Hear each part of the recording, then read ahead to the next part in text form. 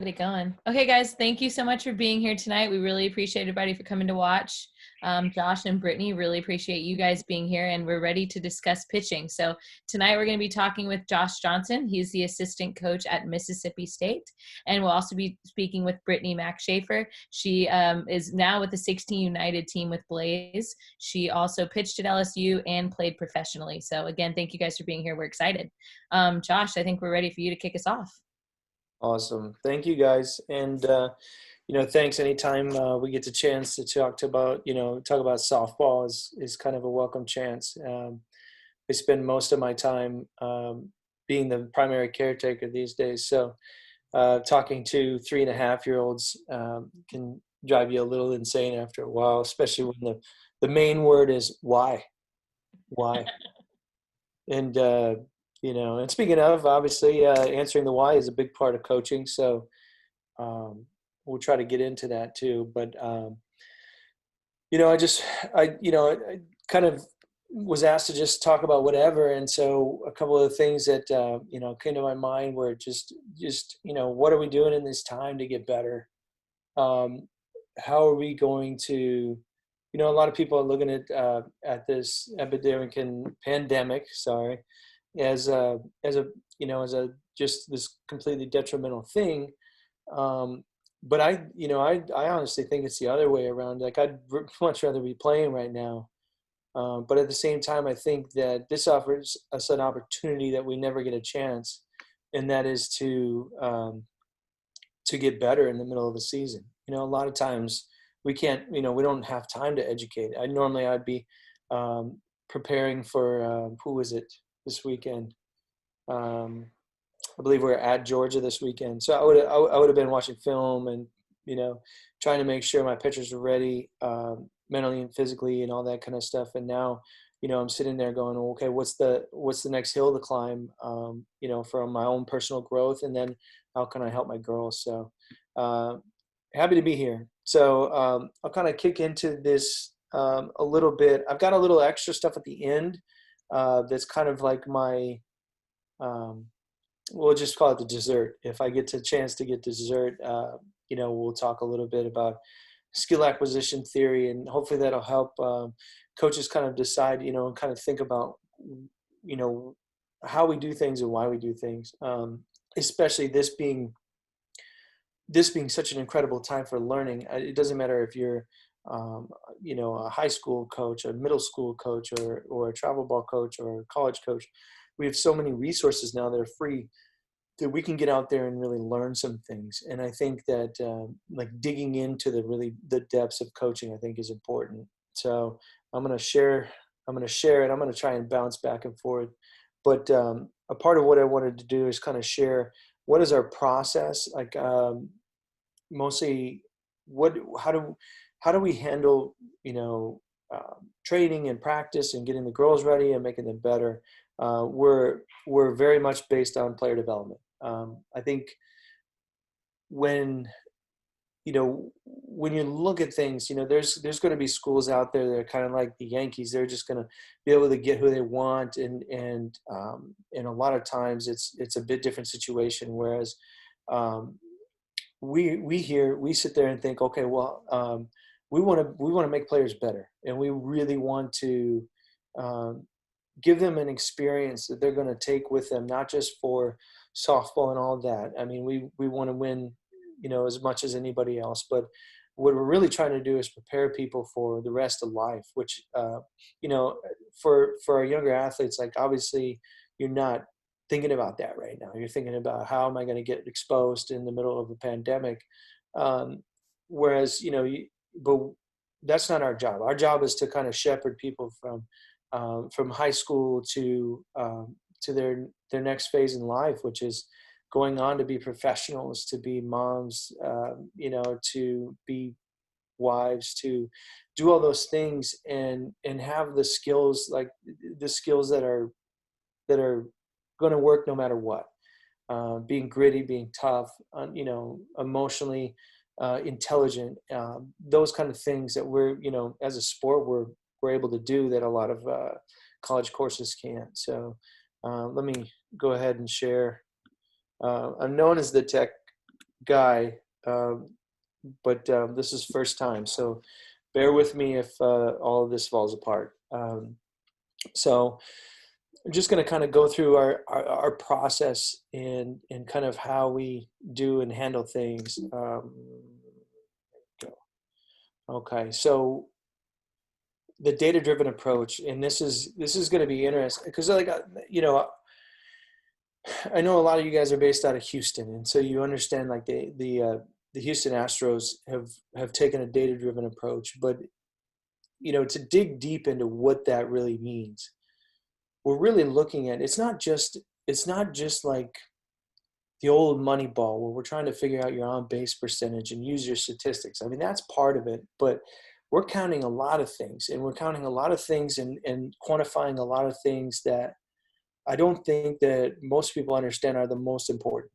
Um, you know, I was reading a book not long ago about the French after World War II. They decided, or sorry, I'm sorry, after World War One, decided to dig all these tunnels because in World War One, like the trench warfare got so deep, but they wanted to have all these tunnels so that when if Germany ever attacked again, they would have all these tunnels. Well, by World War II, those tunnels didn't matter because Germany had tanks, you know, and so they just rolled right past them. And if we consistently kind of chase things like, okay, well, this is what happened, so now we're going to react like this, we never get out in front of it.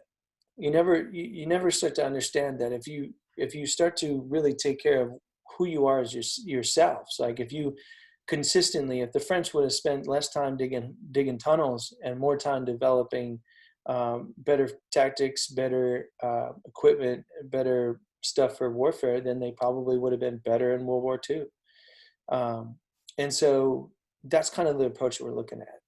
So every kid that walks on campus, and you know, when we talk about these assessments, I truly believe that every single coach should be doing this. And when you walk in, it doesn't matter if you're going to your strength coach, your hitting coach, your pitching coach, your fielding coach, your softball coach, your whatever.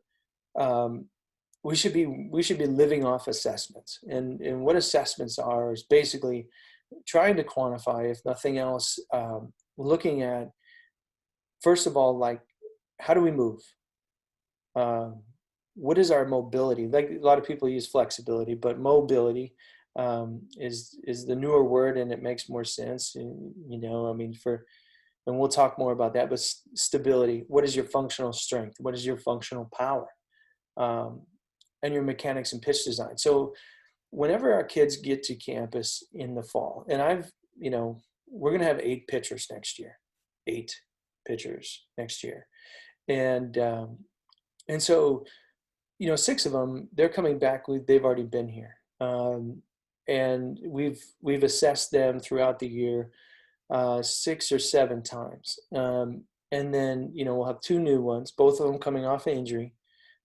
So we're going to bring them in and we're going to assess them on all of these categories, and it's not just me. I'm just a small part of the machine here, but our strength coaches, our athletic trainers, um, our sports psychologists, everybody, we're all gonna have a look at this and kind of say, okay, well, number one, okay, how do they move, right? And by that, what I mean is that if you go in and you squat, what does it look like? Can you perform a good squat? Can you do you run well? These things, the much more basic than just how good are you at pitching. And then we're going to assess how mobile you are. We kind of focus on shoulders, scaps, T-spine, hips, ankles, the joints that are supposed to move a lot. If you look at a person, they should be very mobile in their ankles, very, very immobile in their knees. Mobility in the knee usually means ACL tear. Mobile in the hips, not mobile in the low back. The low back should be nice and firm and strong. Mobile in your T-spine, mobile in your shoulders. The elbow should only go in one direction.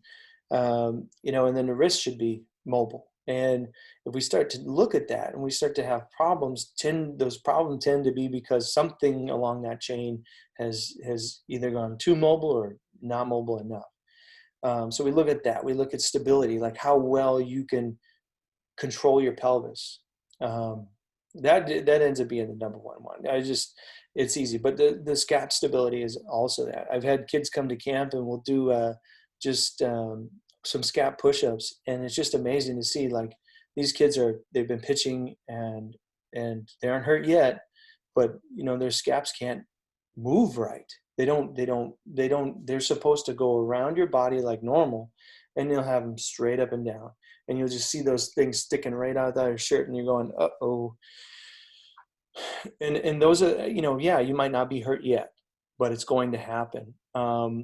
And then we talk about functional strength, like how strong are you in the positions that we need you to be in softball. How strong are you just overall? That's help. And then like, can you produce power within those movements? Mechanics, and I'll kind of show you a little bit of that. And then pitch design, and to me, this is the thing. Every single person should have a goal in mind for every one of those things. Maybe you move great. Okay, well, then your goal is to move faster. Maybe you've got good mobility and it's not hypermobile, right? Hypermobile can be just as bad as immobile. But let's say you've got good mobility. All right. Well, how's your stability? Can you now use that and control yourself? Are you strong? Are you weak? And then we go from there. And it goes in this order, by the way. There's no point in talking about a rise ball if you can't control your hips. There's just no point. And so this is college level athletes. We take every single person through that. And we set goals, and part of those goals are going to be, we call the lowest hanging fruit. Like, what are the things that we can do right now that will help us quicker? So for instance, this past year I walked in and I didn't have much time. I got here in late August, but I'm a stat nerd. And I looked at the stats and I saw that the year before I got here, the team averaged 6 walks a game. 6 walks a game. Anybody out there listening, that doesn't win well. That's not good. But think about that. That's a pretty easy one. We're just going to throw more strikes. So we looked at that. And then after we got done pitching, we kind of looked at it and we're like, man, how come you guys aren't throwing hard? And some of it is just, like, that wasn't the old philosophy wasn't about throwing hard. It was more about spinning the ball. Well, great. That happens to be one of my strengths. So let's focus on throwing the ball hard and throwing strikes. And then, okay, so within that, how do we make that happen with each individual kid? And so, so we attacked those 2 lowest hanging fruits. And that was kind of our main goal to start with. And then we put all of this in. Now, does it get more complex? Well, of course. We're trying to individualize. We don't sit here and go, okay, well, we're going to do blah, blah, blah drill. Everybody do it. I used to do that. And, I remember a conversation I had over the winter, and somebody asked, well, what are you trying to do? And I'm like, I'm trying to keep people healthy. I've been able to increase velocity, no problem, every single time. Spin efficiency, sure, all this stuff, but I can't keep people healthy.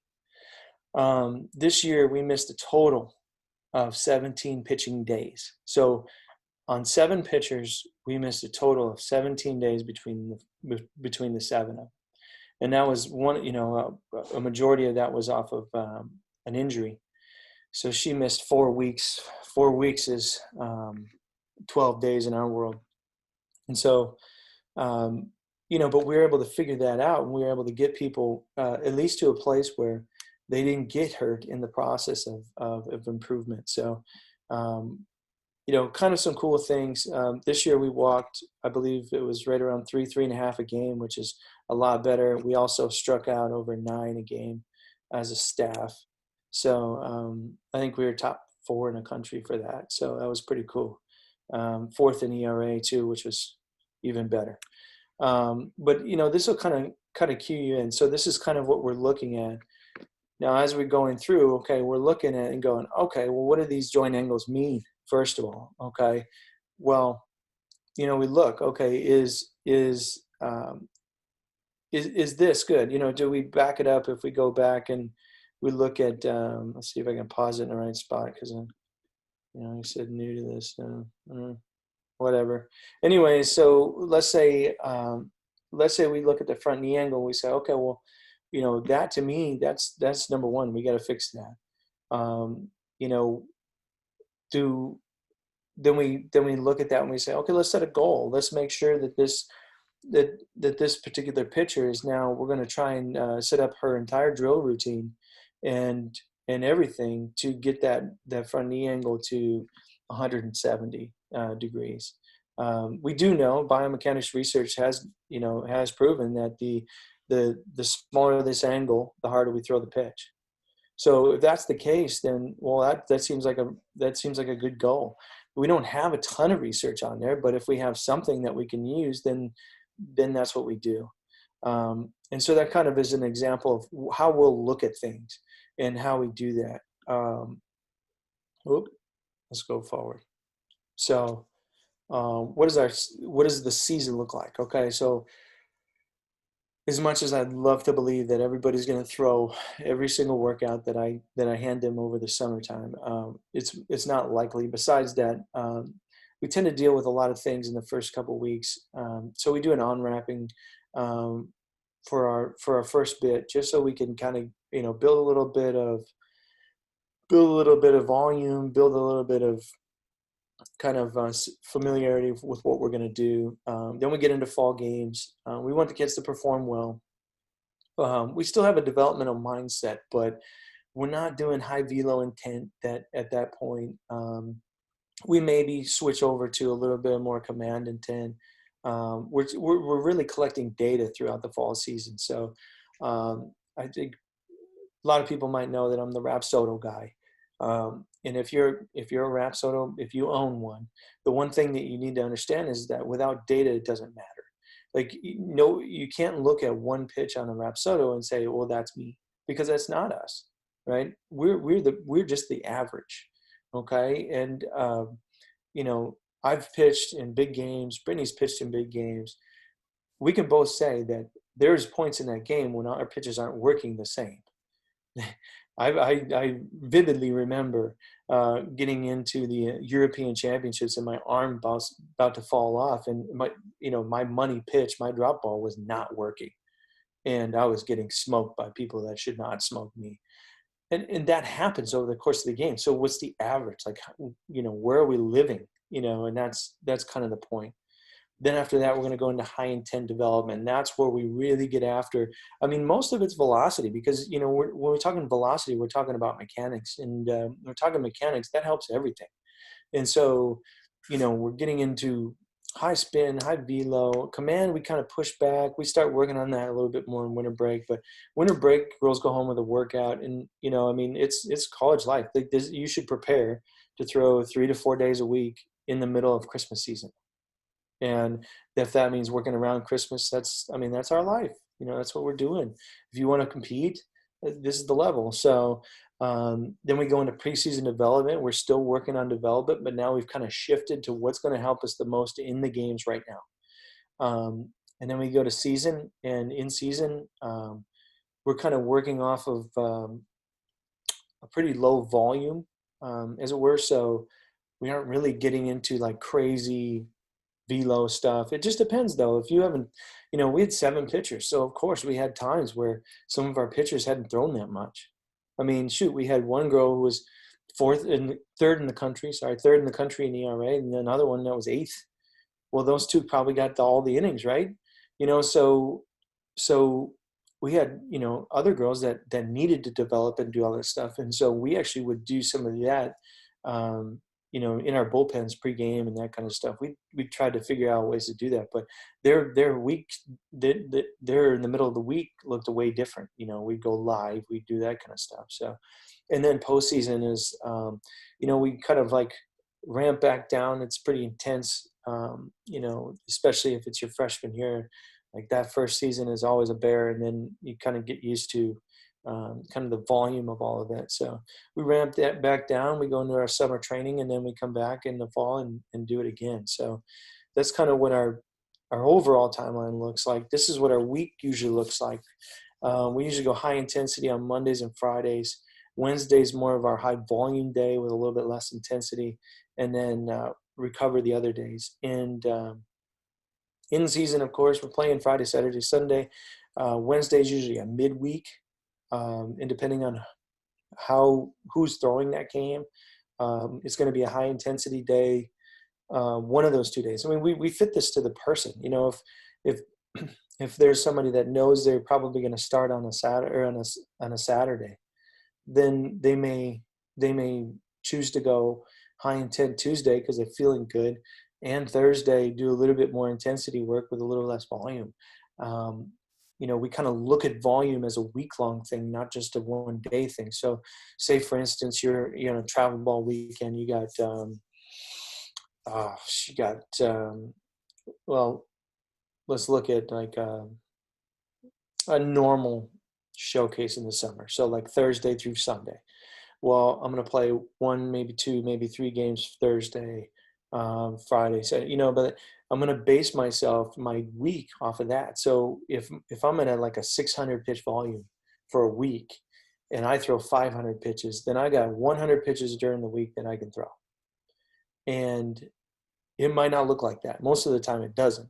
So say, okay, I actually threw 650 pitches this weekend. What do? You're going to have a nice off week is what you're going to do, because that's how you stay healthy, right? You're going to work on other things that make you better. That's like your strength and conditioning, your corrective work and all that stuff. After we get done with our assessments, we actually give them corrective exercises. So if they got poor pelvic mobility or stability, then we're going to give them exercises that they're going to do before every throwing day. To do that, we're going to give them mobility exercises for things that they're really tight in that they don't need to be. We're going to give them strength exercises for stuff that they're hypermobile in, but we need more stability in there. So we're going to do all of that. And that's what you do in the middle of a week where you've exhausted your entire training economy. So that's kind of how we base it, and if one of our girls, say we get down to the nitty gritty and we go old school and one pitcher throws every game that week, they probably aren't throwing that week, the rest of the week. Old school, man, one pitcher would throw every game. That's how it used to be. It's when I grew up pitching, that's what my assumption was, is I got the ball. I'm the pitcher. We have the catcher and we have the shortstop, and I'm the pitcher and I'm going to be out there. And if we throw 10 games in a weekend, so what? That's, but obviously that mindset's changed a little bit, but it goes back there every once in a while. And if you get hot, and hopefully you want to be that pitcher. But then on a throwing day, this is kind of what it looks like. So we're going to go through our correctives. That's usually 4 exercises. I don't like to get crazy on that, but we'll do correctives, we'll do J-bands, we'll do activation. That's usually hips and shoulders, trying to activate. We do plyo balls, which is a 2-pound ball that we have specific drills that we do. We do a med ball throw. We change that up all the time. Just most of it's about, working in movement patterns that are specific to what we're doing. Obviously not exactly the same thing, but we're trying to maybe get more hip shoulder separation, or we're trying to really, use exercises that really activate the glutes toward the end of the throw, that kind of stuff. So that's what we're using the medicine ball for. We're going to do a jumping thing, and we can do that sometimes as just a general jump, or maybe it'll be more specific, so single leg stuff or whatever. But we change it up, just to kind of maintain our athleticism and all that kind of stuff.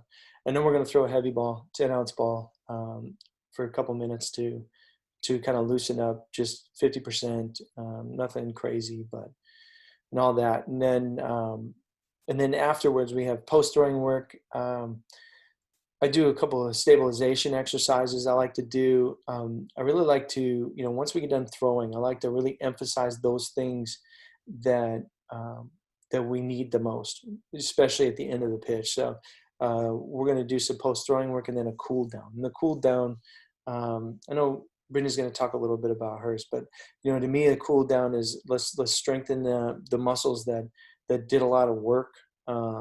Let's get some blood flow. Let's stretch the things that need to be stretched.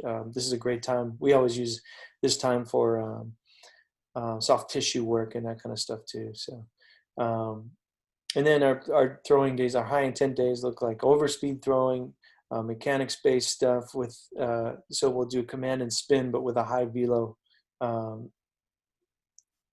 context, right? And then on medium intent days, we want to do more spin work, more command work. We'll work on like how are we going to throw lefties, how are we going to throw righties. That's when we'll get the strings out. We'll get the target practice basically out, and then we'll work on different sequences.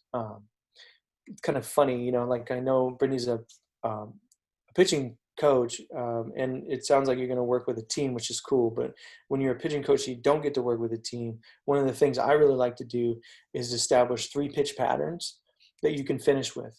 What most hitters don't remember the end, they remember the beginning.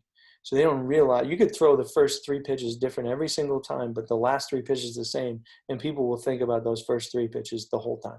Oh man, I can't figure it out. Literally the same thing. Read a book a long time ago called The Art of Learning by Josh Waitzkin. Josh Waitzkin was the character in Searching for Bobby Fischer. He was a chess champion, prodigy, and all this stuff. And he said that when he learned chess, he learned how to finish first, not how to begin. Amateurs learn how to begin, pros learn how to finish. And I think Brittany will attest to that. Like, it doesn't matter how the first 2 strikes are gained. It really matters how you get the last one, if you want to be really, really good. So, yeah. And kind of how I look at younger athletes, especially for like what we're doing now with the new rules, like you really literally should be aiming for your summer of your freshman year, summer after your freshman year, to be the time when you need to be ready to showcase. And then you're going to showcase from there until you commit. That's it.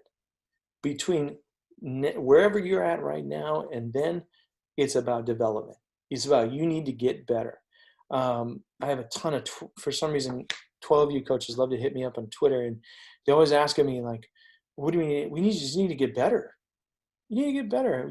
Don't worry about getting recruited. We can't even talk to you. So you shouldn't even be thinking on that line. I mean, realistically, hanging out at 14U games is kind of crazy to me. And just because you're sitting there going like, what are we going to do? I want to see, maybe I want some context. Like, what are you going to look like a year later? I want to see kind of your development. But let's face it, I mean, the reality is that you really want to be ready for that. In the Dominican, and baseball players, that's what they aim for, because they can't sign until they're 16 years old. So they aim for 16 years old. And it's about the same thing. And then as soon as you commit, what do? You get back to development, because not any freshman I've ever met is ready when they get there in the fall. And everybody comes in and they're like, yeah, man, I'm ready. These girls have spent the first 1, 2, 3 years in the weight room. They're twice your size right now, right? They are twice as strong as you. So you need to kind of narrow that gap as best you can between the time you commit and the time you go. It's not over. It's not over at all. Now you need to really challenge yourself. Now you really need to try to get better on an elite level. And, and that means looking at facing, and you measure yourself not based upon your batting average overall or your OPS versus everybody. It's what does it look like when you're facing the kid that's committed to blah, blah, blah, other SEC school? You know, how are you doing against the kid that's committed to Mississippi State? That's what you should be looking at, because those are the games and the people that are really going to matter. Um, and your developmental schedule. I mean, you need games. You do need games, okay? But we overdo it. You don't need that many games. What we should be doing is having sections of development. So 2 month periods where you develop, then you play, right? Then you just play, just like you would a normal season. Develop 2 to 3 months, then you play for a month, then you develop 2 to 3 months, then you play. You know, I mean, I get the summer's cool, and it's good. It's okay. It's okay to play a summer, but spend your time developing. That is the moment where you can get better. And honestly, people, what is the secret of getting recruited? Being good is the number one thing you can do. It's not who you know. It's not, no. If you are good, you will get recruited. And honestly, it's not really anything you should have in your mind outside of, okay, once I get there, all right, I've been playing good enough tournaments. I've challenged myself when I needed to be challenged and all that. So, yeah, how are we doing on time? Pretty good. Okay.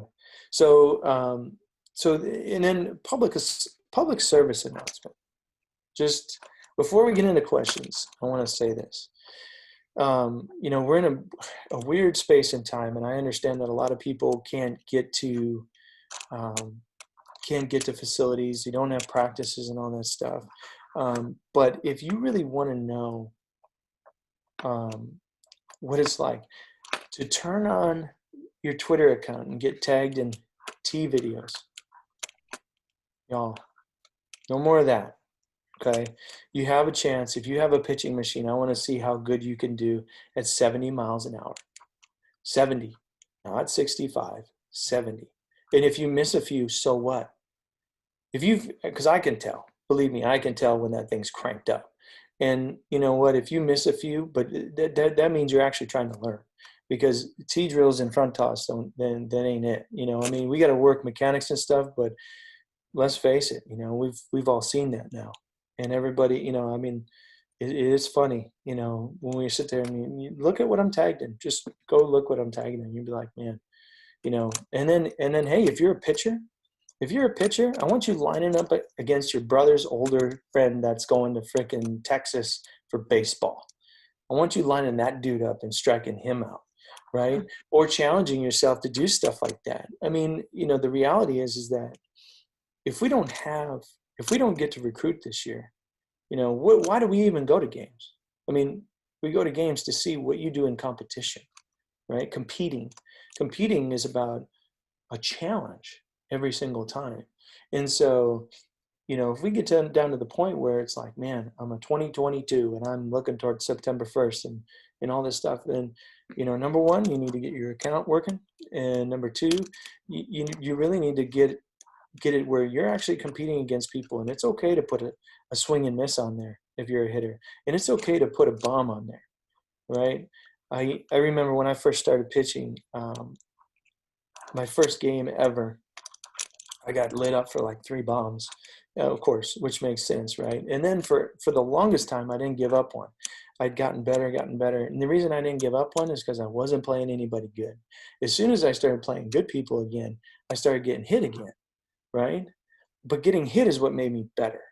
And that's what made me develop pitches and learn how to locate and throw to spots and spin the ball past people. And then sure enough, those people that are really good started missing it too. And so, I think people need to understand, every year Trevor Bauer goes up to Driveline and he faces some JUCO kid who hits a jack off of him. Do you think Trevor Bauer's upset about that? He ain't upset. He's looking at that going, I'm working on something. If I'm working on something and I get hit, so what? Because the whole point is I'm trying to get better. And so that, I think, needs to be, the next phase. And I'm looking forward to new videos where I'm tagged, where somebody like really challenged himself, or I did see one the other day where a girl was facing a baseball pitcher and lit him up. That I love, by the way. I'll take that all day. It's just stuff like that. Prepare yourself, because we don't know what this is going to be. We know we're going to play softball again sometime. So um, so get yourself in that position, get into developmental mode. When you find out, if you're developing, and you find out, hey, I'm going to play, and I know it's going to be this time, then you can start gearing up towards that. But until then, you just need to get better. Awesome. Josh, thank you. Are you ready for your questions? Sure. All right, cool. Okay, so first one here. You touched this a little bit, but how do you think pitchers should be working right now? What should their focus be on? So I think most of the time development really means you're working on your weakness, or developing a pitch. Just remember that most elite pitches have 3 pitches. Most elite pitchers are going to have 3 pitches that they're going to throw in a game. So if we're talking about what should they be working on, well, you're either working on velocity, right, or you're working on moving a pitch. Because think about this, I went through it. I'm sure Brittany went through it. When you're trying to locate something that you've learned how to spin and move 2 inches more, guess what? It's hard, right? We get it. And so the point is, but if you don't make it move 2 inches more, then it's not relevant. And so what you're trying to do is make a ball move or throw it harder. And I think that those are the things. And like I said, you're going to have time to figure out how to command that pitch, because you're going to have time when people, believe me, everybody's going to know well in advance when we're actually going to be able to hang out again. So I think you should be working on, especially right now, getting velo and spinning the ball better. More spin efficiency, the better. Awesome. Next thing. So and you mentioned how you haven't had a freshman pitcher who's ready yet when she's gotten there, right? Mm-hmm. So what's the biggest thing that you have to quote unquote fix with pitchers when they get to college? The first thing, and I'll tell you what, this is always the case. This is always the case, and it's why me and my strength coach are really, really good friends. They're not strong enough. Their stability is usually very, very lacking, meaning that they can't control their pelvis. So think about this. If I want to add a rotational element, but you can't hold a plank with one leg, how on earth are you going to make that movement? You see what I'm saying? So I think the number one thing when freshmen come in is it's about strength, especially functional strength, and it's about stability. Most of the time, and think about this. When I was 30, I was immobile. Okay, I'm 42 now, and I'm even more immobile. Those things change over time. We get tighter and tighter and tighter as we go. It's why, when you see me bend over and try to pick up a pin at recruiting, you're going to be like, man, it looks painful. It is. And so, but you're probably, most of our freshmen their mobility is great. They're just not strong. And so number one thing we always fix is strength.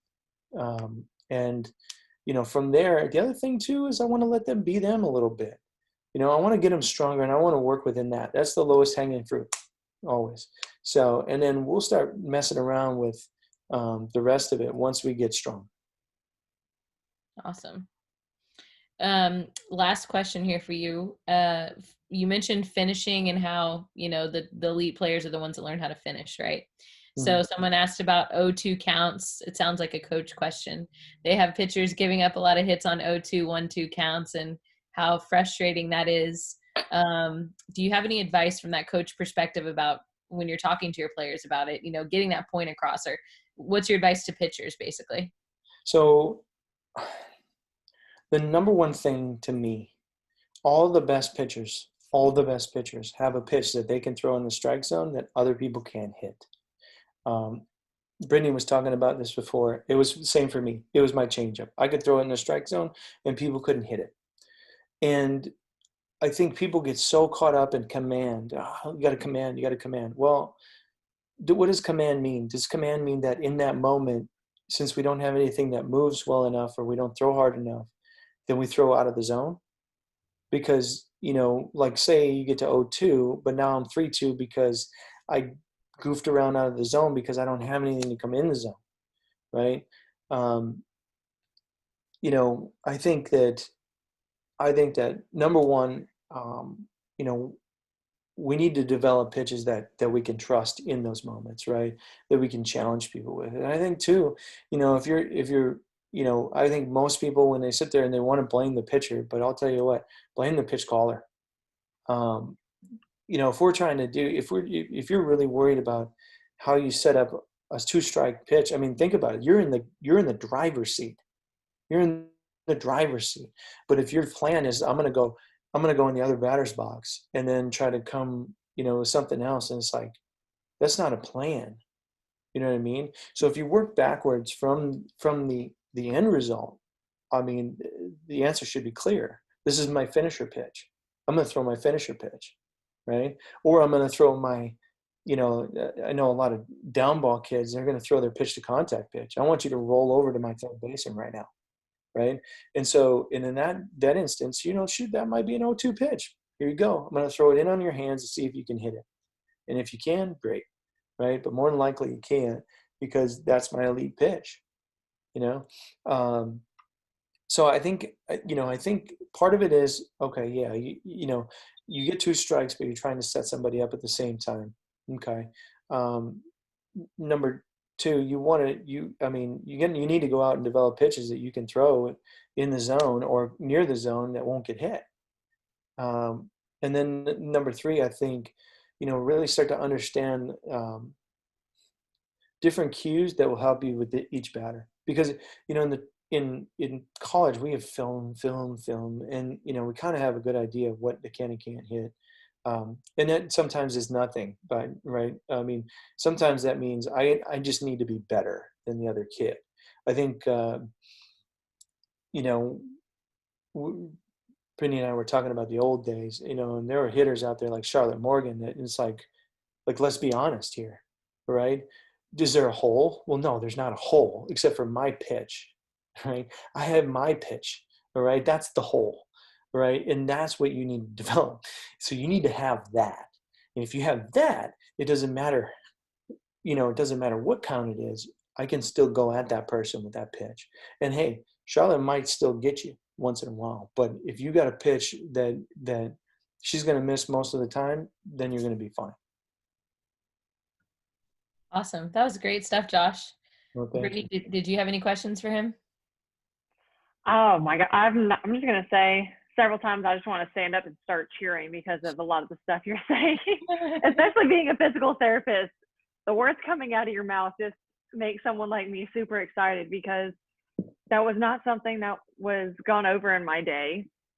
I mean, it was all about, all right, you want to be a pitcher, go out there and pitch full speed as much as you can. You'll be good then. No one talked about anything else. No one talked about proper form, mobility, stability. I mean, not a single word was ever taught to me. And so it was just unbelievable that you go over all this stuff because it's just now becoming a thing. When I was at LSU's camp in January, they were telling me all the things that they've moved away from. They started doing this. And I was just like, man, if I could have had that my time there, I feel like I could have been even better. Mm-hmm. Mm-hmm. So it really makes me happy that everyone's making these adjustments, and it's not just within the strength coach or the athletic trainers. It's the coaches know what's going on, and they're the ones helping do this because you're the ones who see them every single day at practice. Mm-hmm.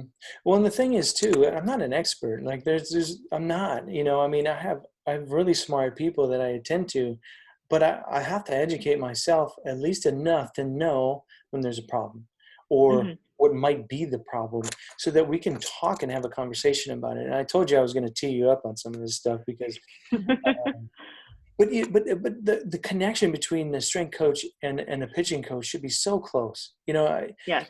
We got a new football coach, and the first person he brought was his strength coach. That's because it just goes hand in hand as a collegiate athlete or as a pro athlete for that matter. And that strength coach now better know all this stuff too, Yep. and there absolutely needs to be a combination of both. And, you know, a lot of training facilities are now they have strength coaches, they have physical therapists, and they have coaches that are all working together. And Yep. and I really honestly believe, I really honestly believe that that's the way it needs to be. And there's going to be times when your strength coach, who's really well versed in sprinting or whatever, is also better at teaching some of the things. And we as coaches need to, take a step aside from our ego and say, hey, maybe you could teach this better than me. Would you like to try? Or would you Mm-hmm. like to try to go through some drills, or show me some drills I can give them so that they're better at it? And to me, the biggest thing that I think has changed too is the individual approach versus the blanket approach. Okay, we're going to work on resistance drills today. Some people don't need that. Some people are Right. good. And if you look at mechanics and you see stuff and you see some kid that has beautiful resistance, then you don't need that. More than likely, you need leg drive. More than likely, you need to push harder, right? Because if Yep. you can already hold it, then you need to create more speed. And so, yeah, I just think there should be a connection between the two. And I think the more and more you start to see people kind of combine those two, the better off it's going to be, and we're going to be healthier. Yeah.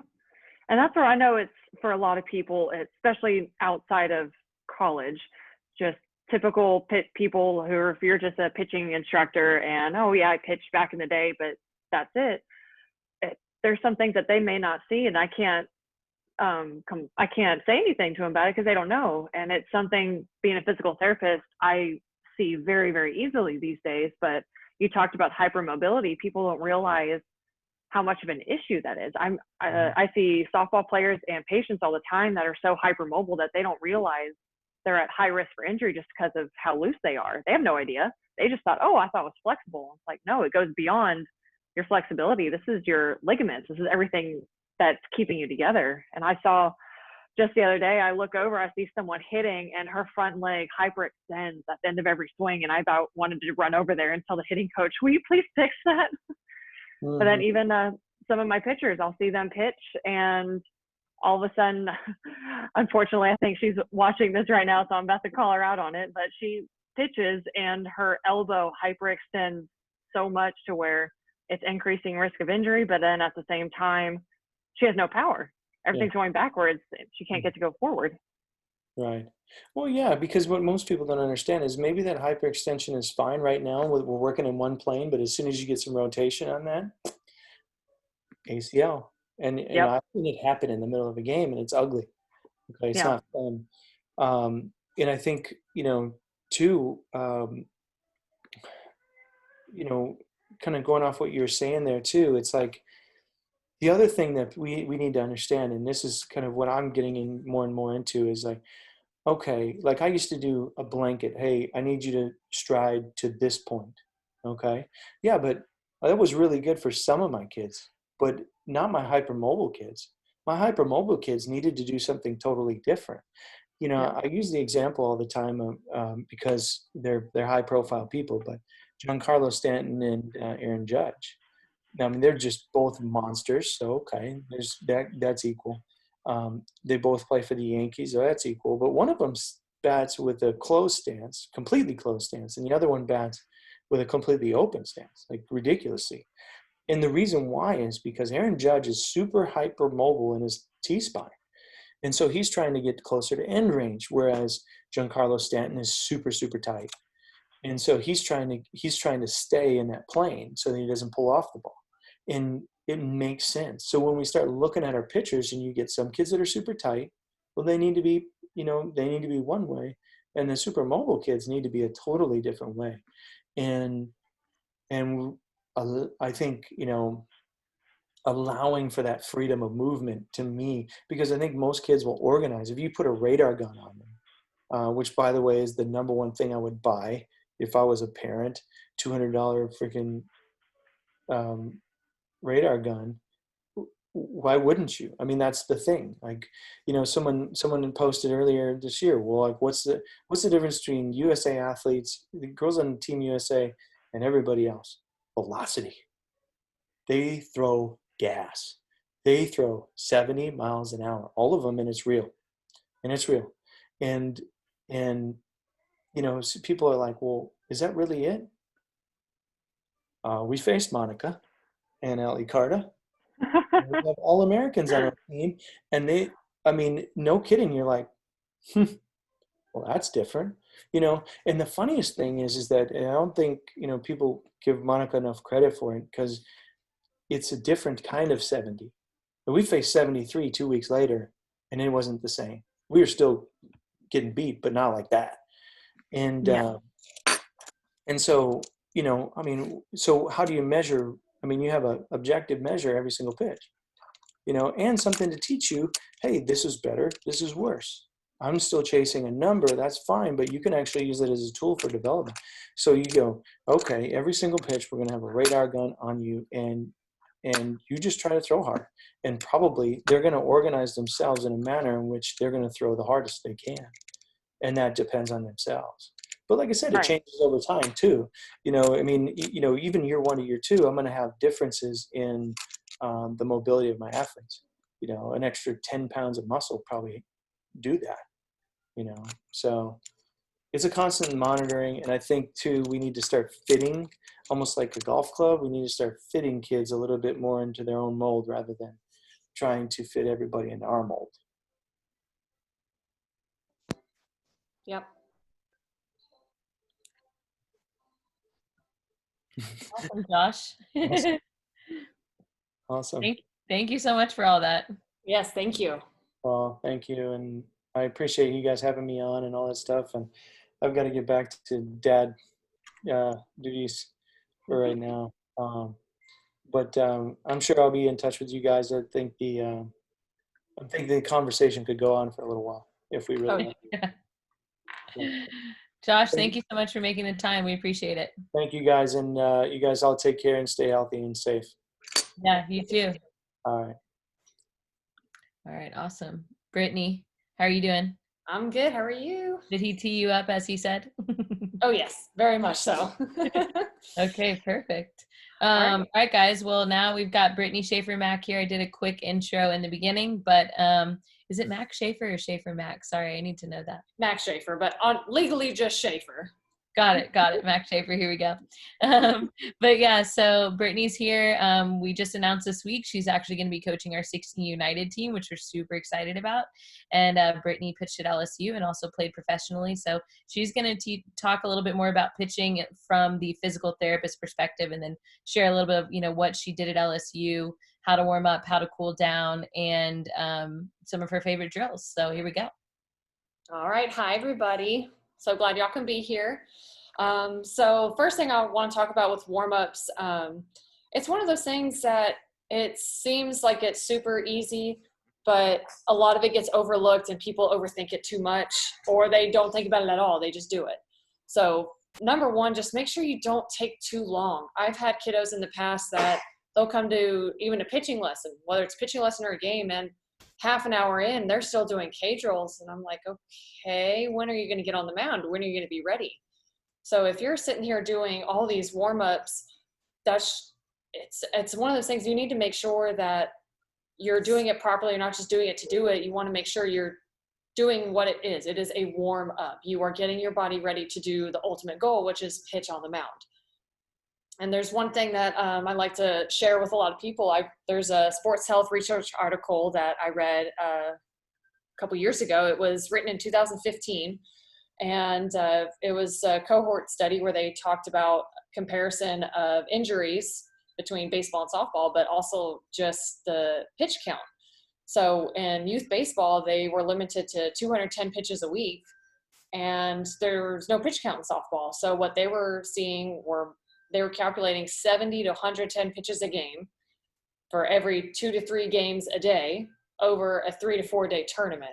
So if you add all that together, that's just for games. Now add all the warm-ups. So these girls who are taking half an hour of doing K drills and walkthroughs, I mean, you can add easily 50 more pitches on there, minimum. And despite what a lot of people say, the traditional thinking is underhand pitching is healthier and easier on your shoulder. But research will actually show you that the biomechanical stresses on the shoulder are very similar to the overhand throwing. So especially being a physical therapist, I get that all the time. Oh, you played softball, you were a pitcher? Oh man, I'm sure you didn't have many injuries. It's not that bad on your shoulder. Yeah, it is. It's still pretty bad if you're overdoing it. It's very easy for your body to basically break down on you and tell you, hey, I need a break, stop. So that's where girls need to make sure that we're watching pitch counts overall, but it goes back to your warm-up. That still counts as your pitch count. Don't be throwing for 30, 45 minutes before you even get on the mound. So with that being said, I want to make sure that you're doing the right warm-ups. And so I'm just going to go over a couple of mine that are my favorite in the sense of you can do all of them, you can do some of them, but if you're doing them, make sure you're doing it correctly. So first one I'm going to talk about is just your plain old wrist snap. No big deal, but it's so simple to mess up. So the goal is to make sure you're not just doing your wrist, it is wrist and fingers. That's what makes the ball move. That's what gives you your power. If you're using one, not the other, well, that's wasted energy you're not using. Use what you have. But the other part of it is make sure you're setting your body up to what you should look like. What is your body at release point? I see so many girls who have their chest and belly buttons facing their catcher. That's not how we look when we pitch, so why are we warming up that way? So always make sure your hips are open, that you're not completely closed off. That's a dead thing. I know some people still teach it, which is terrible. The whole open the gate, close the gate. No, we don't slam our hips shut. That's not our power. Our hips are not our power. Our thighs, our butt, that's power. I always ask my girls, okay, what's the strongest part of a woman's body? And half the girls will say legs, half the girls will say hips. Well, the ones who say legs are right, the girls who say hips are wrong. Hips are not strength. Hips are a bone. That's a body structure. There's no power in there. They're just wide and they get in the way. Our power are the legs and butt. So we got to make sure we're using them. Us twisting our hips and doing this is not forward momentum. That's not power. So make sure that you're getting set in the right direction. I'm going to show a video that is what you should look like with your setup and your wrist snap. And I'm going to show a couple of videos of what I commonly see that it's not that it's wrong. It's just, it could be so much better and it's almost a waste of time and energy. So I'm going to show some of these. So first one I'm going to show is proper setup. All right, so can we see this just fine? All right, so I don't think it's pulled up yet. How is it not pulling it up from here? Is this all you see right here? Yeah, just the file. The file is like, yeah, the folder. Okay. Let's see. Is it still not coming up? Not yet.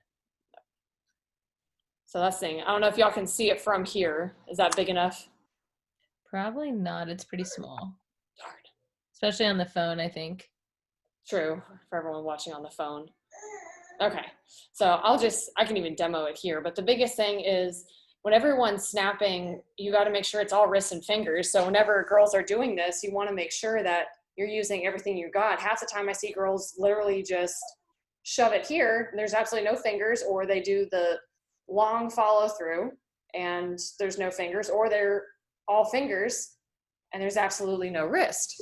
So it's one of those things that you've got to make sure you're using both. If you're just using one or the other, that's, like I said, wasted energy.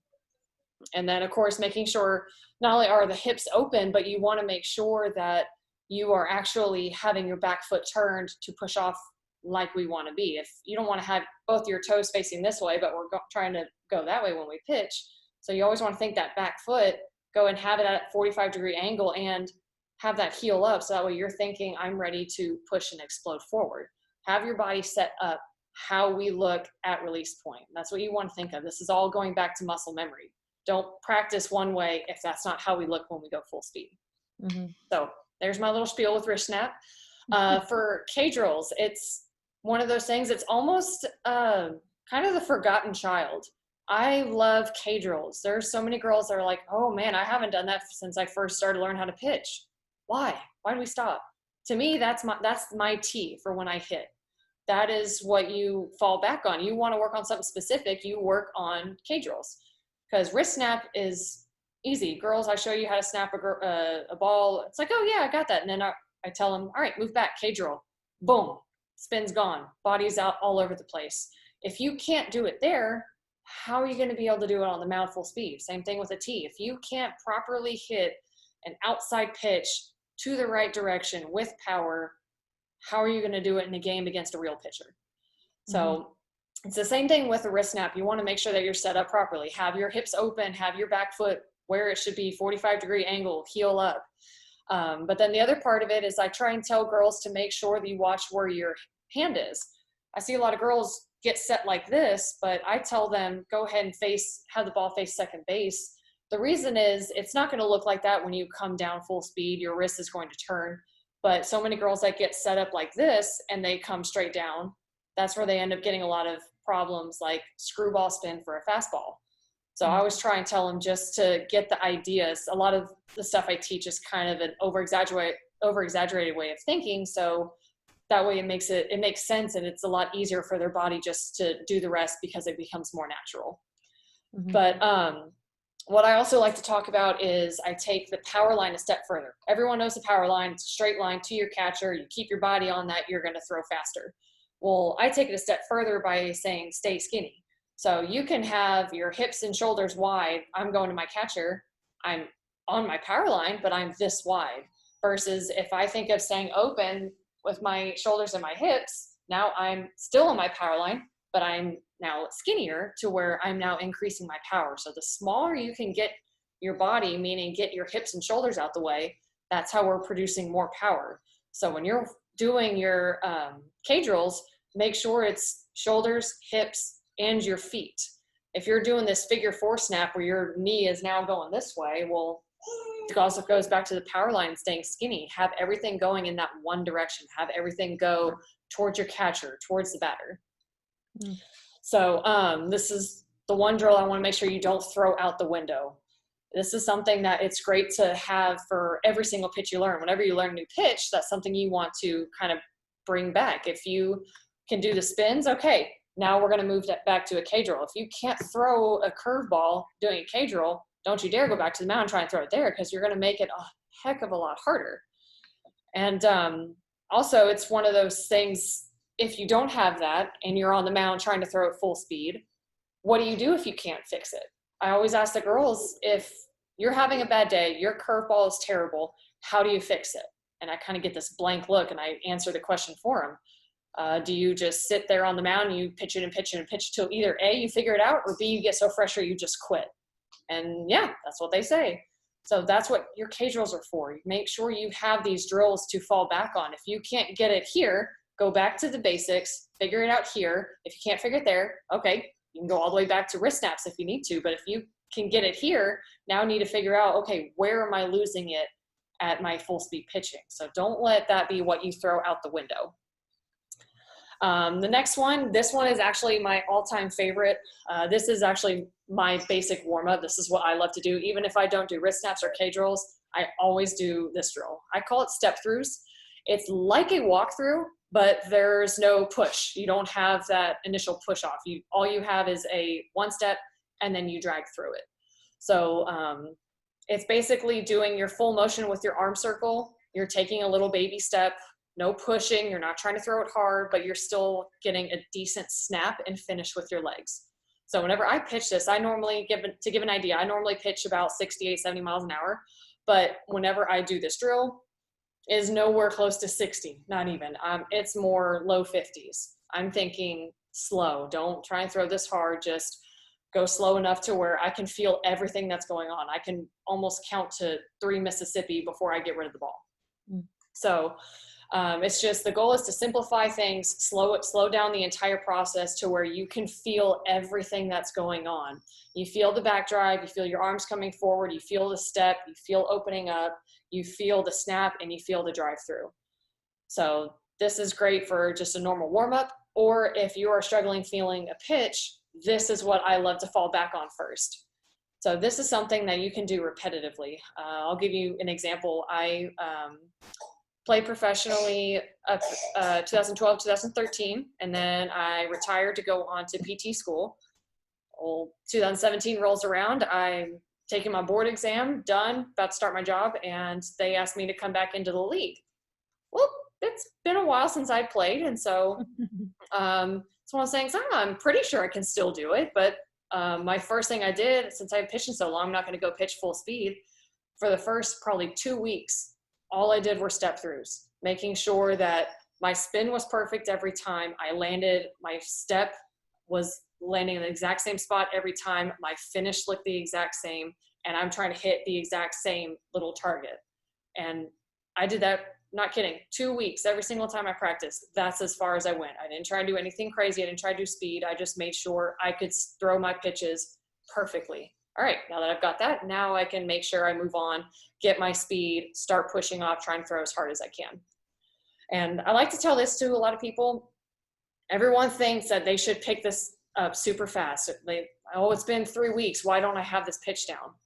So I ask girls, how many pitches do you think it takes to get muscle memory? And everyone gives me their answers. The answer is, it takes not just 7,000 pitches, 7,000 perfect throws to get muscle memory. This is how much it takes. So imagine that.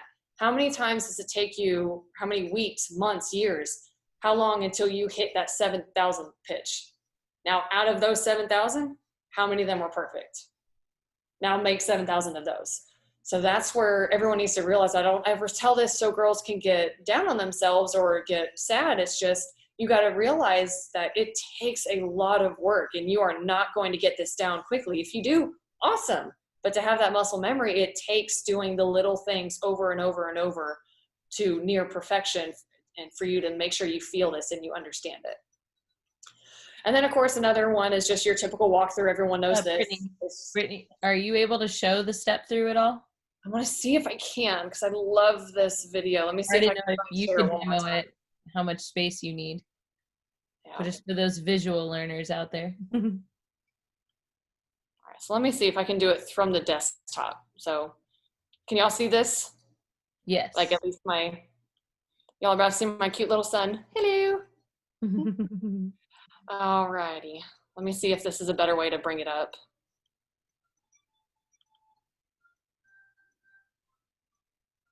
All right.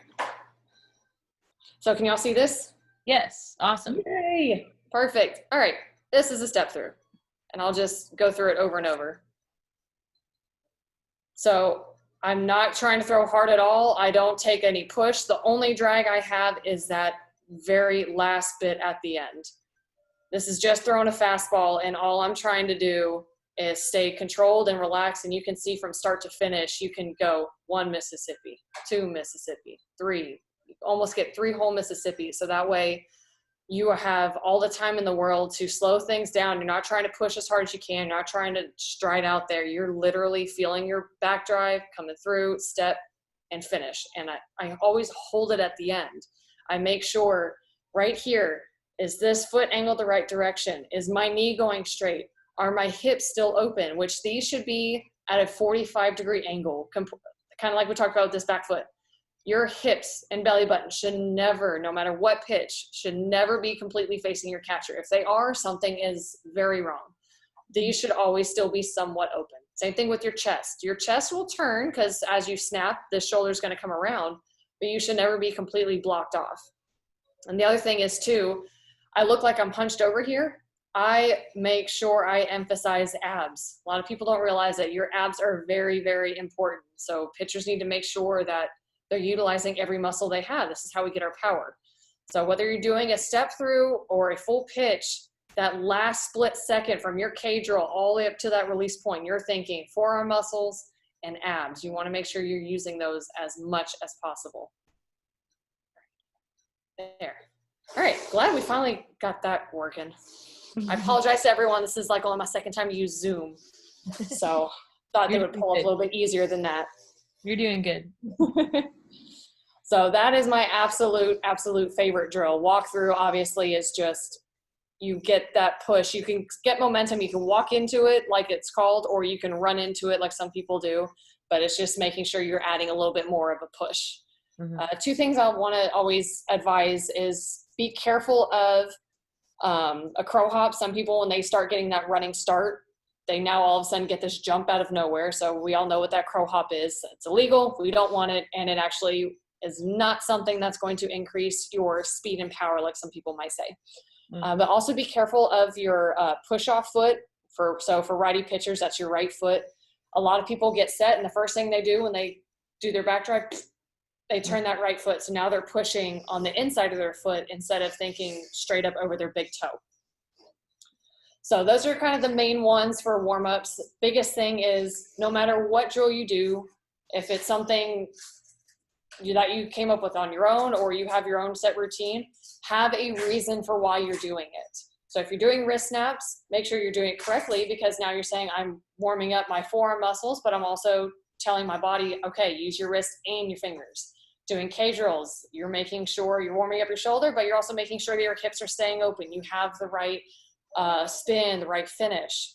No matter what it is, just make sure that you have a reason for why you're doing it. Like I said, I've seen some very weird drills out there, and I ask girls, okay, what are you working on and why? Like, did you learn this? Did someone teach you?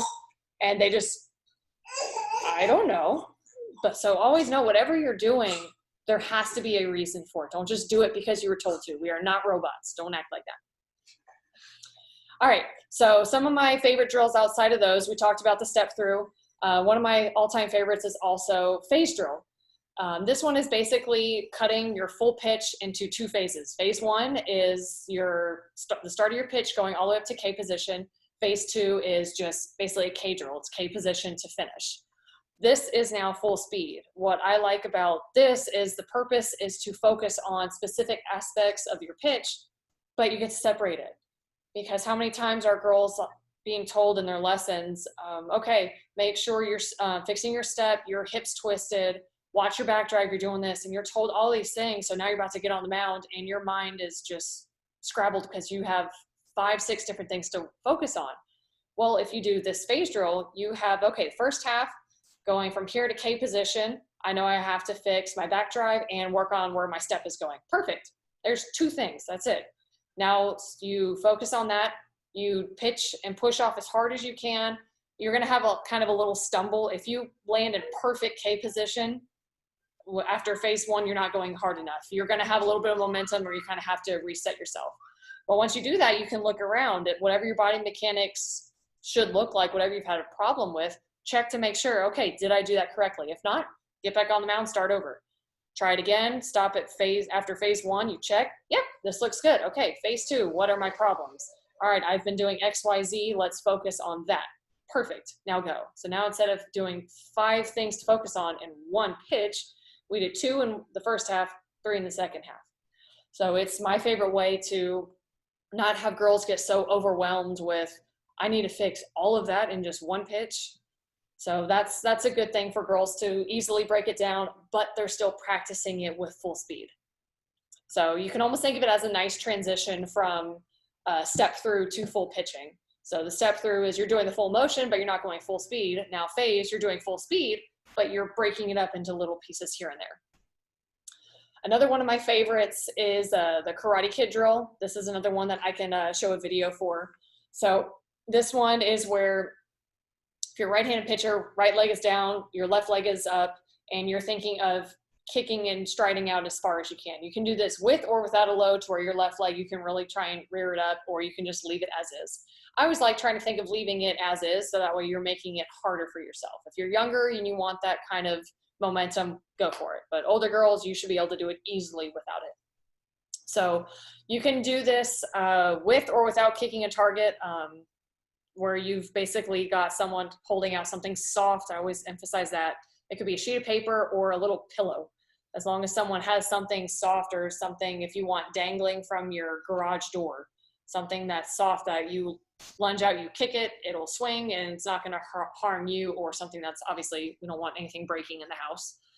But the goal of this is power. Your right leg is pushing off the mound as hard as you can. The left leg is kicking up and out. That's the key. You don't want to just go up and down. You don't want to just go out and down. You want to make sure that you are kicking up and out. So in this video, I will show you this. Here we go. Pull this up. All right, so you can see the setup. I have my knee in line with my hip. My arms are forward. And from here, this left leg, I'm going to continue this knee height, but I'm going to extend all the way out to where my catcher could basically see the bottom part of my foot. So we'll just play this a couple times. There you go, get rid of the sound.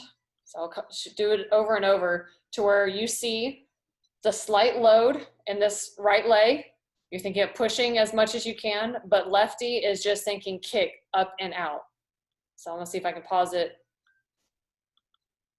Almost. I'll try one more time. There. So that's what I want the girls to work on. The knee is up and the foot is out. My catcher can see this. So at this point in time, this is as close as your body is going to get. After this point in time, this is where we open up, where I talk about staying skinny. So all the way through here, arm is straight, leg is straight, shoulders and hips, the knee, the thigh, everything is sinking forward. That's my power line. I don't want to start twisting until after this spot. Now that's when I can think of everything getting open. So that's the other thing you want to look at. It's not just, okay, is my leg going up and out and am I pushing? If these arms and shoulders are not even, if you have this shoulder hanging out back here and this is already opening up, that just means that's more power you're not using. It's like you're trying to draw a bow and arrow back too soon. You want to keep everything level and closed off up until this point. And then as I start moving forward, now everything can start turning, but you want to try and use your legs as much as possible. If I don't pick my knee up, I'm going to have this short little choppy step here instead of thinking all the way out. You want to think you have this massive hurdle and you want to get over it as much as possible. That's how you cover more ground. All right. So there was another one of my all-time favorites. And another thing, make sure that you're finishing with that back leg. A lot of girls that try this, they'll push off as far as they can, but then the right leg stops. Make sure you are still finishing knee to knee all the way through. A couple of the other ones that are fantastic practice without being actual throwing, mirror work and visualization training. And especially in this time where if you can't get outside or you don't have a net to throw into, all you need is a mirror. It could be a full body mirror or just your bathroom mirror. If you're practicing to where you're watching yourself, you're making sure that, are you staying here as long as you can before you open up? When you open up, are you opening everything up? If you're doing a certain pitch, is your wrist getting in the right direction? Is your body in the right position? Doing that over and over so that way you can see it is huge, because what's the one thing we rely on with daily lives? Our sight. We use that for everything. So use that to watch yourself and make your own corrections. It's so much easier to get better if you can actually see what you're doing. And then with visualization training, just sitting there, closing your eyes and picturing the perfect pitch. Of course, imagine yourself doing it, but you can do this in bed before you go to sleep. I used to do this all the time. Just laying in bed, close my eyes, and I'm sitting there, I see myself, I'm on the mound, I see the beautiful push, I see the step, I see my arm get in the right position, I see the spin, and I see that pitch coming in, and then boom, it takes off right at the right time, batter swings and miss. Sorry, I use curve a lot because I love my off-speed curve. That's why I keep referring back to that. But it's one of those things that if you just envision yourself with perfect mechanics every time and you see that ball breaking exactly when and how it should, that counts as practice. You're visualizing what your body should do. A lot of people don't realize how smart our brain is in interpreting everything we think about. And then I even did this also in between pitches. If I'm in a game and one of my pitches was just terrible, I would take a longer walk around and take a deep breath, close my eyes. And what I was doing with my eyes closed was I was picturing, okay, that was terrible. This is how it should look like. All right, next time I got that. So that counts as practice, guys. So do that. Some of it seems silly to people, but it works. It's great practice. And then to finish it off, of course, everyone's always about speed and power. So make sure you're doing drills that are specific for that. But if you're doing these distance throws, weighted balls, do not do those kind of drills if you know your mechanics are not there. The last thing we want to do is go try and do this heavy strengthening stuff when our body's not in the right position, and boom, now we get an injury. So it all goes back to, it's like lifting weights. If you can't do a proper squat, why are you going to go squat with 300 pounds on your back? It's the same thing. Don't go pitch this heavy ball from 60 feet back if you know you're having a hard time opening up your hips or doing this and that. It's just going to add to the injury. So those are some of the drills that are good for warm-ups and just good overall. But one of my favorite things that I want to make sure y'all understand is how to practice, but also your pitching instructors. So my number one thing I ask girls is, can you read your own spin? And most of them can't, or the ones who say they can, I test them on it and boom, they actually have no idea what they're seeing.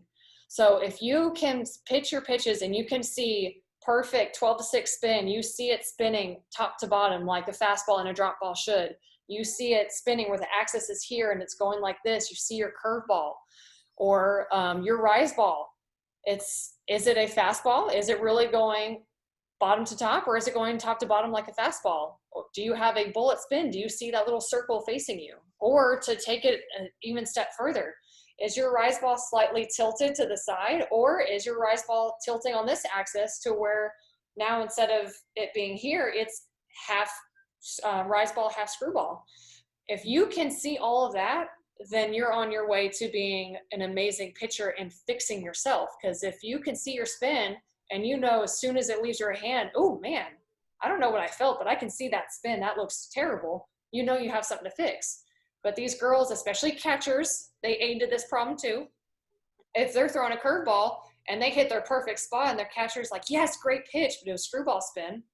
No, don't tell her great pitch. Don't be afraid to tell her that was terrible. You need to fix it or else it's going to get hit. So if you can't read your own spin, that's something to work on. If you can't figure out a way to practice it, then it's something that hopefully someone can teach you.